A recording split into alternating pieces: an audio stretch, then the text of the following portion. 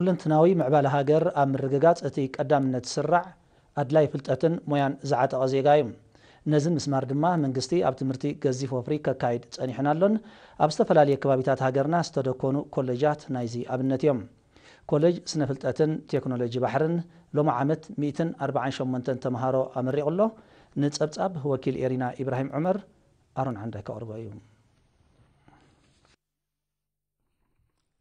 ኣብ ከተማ ባጽዕ ተደኪኑ ዝርከብ ኮሌጅ ስነ ፍልጠትን ቴክኖሎጂ ባሕርን ብሸውዓተ ሰነ ብዓውድታት ሕርሻ ማይ ሃብቲ ዓሳ ብያቴክኖሎጂ ባሕርን ምህንድስና ባሕርን ዘምሃሮም 75 ብዲግሪ 73 ድማ ብዲፕሎም ብጠቕላላ 148 ተምሃሮ ብዲግሪን ዲፕሎማን ኣመሪቖም ኣብቲ ላዕለዎ ሰበት ስልጣን መንግስትን ወለድን ዝተረኽብሉ ስነ ስርዓት ሚኒስትር ሃብቲ ባሕሪ ኣቶ ተወልደ ቀላቲ ኣብ ዘስምዖ ቃል መንግስቲ ኤርትራ ፍልጠትን ሞያን ዝዓጠቑ ዜጋ ንምፍራይ ኣብ ጽላት ትምህርቲ ገዚፍ ወፍሪ ክገብር መጽንሑ ዳር ምብራህ ተመረቕቲ ጸጋታት ባሕርና ብግቡእ ተመዝሚዙ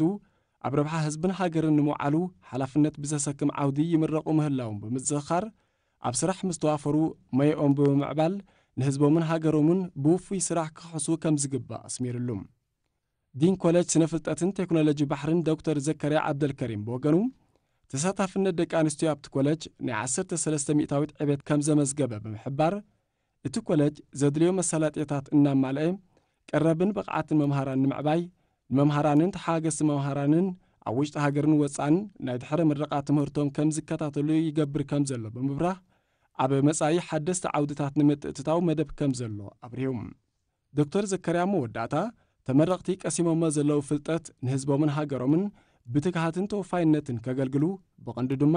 ውሕስነት መግቢ ንምርጋጽ ኣብ ዝካየድ ንጥፈታት እጃሞም ከበርክቱ ኣዘኻኺሮም ቀሲምናዮ ዘለና ትምህርቲ መንጠሪ ባይታ ናይ ዝቕጽል ሓድሽ ምዕራፍ ህይወትና እዩ ዝበለ ወኪል ተመረቕቲ ብገዲኡ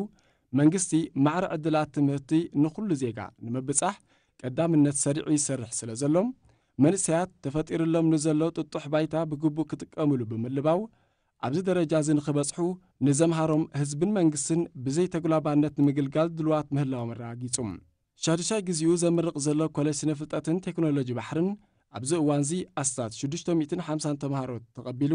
ብ4 ዓውድታት የምህር ከም ዘሎ ሰነዳቱ የመልክቱ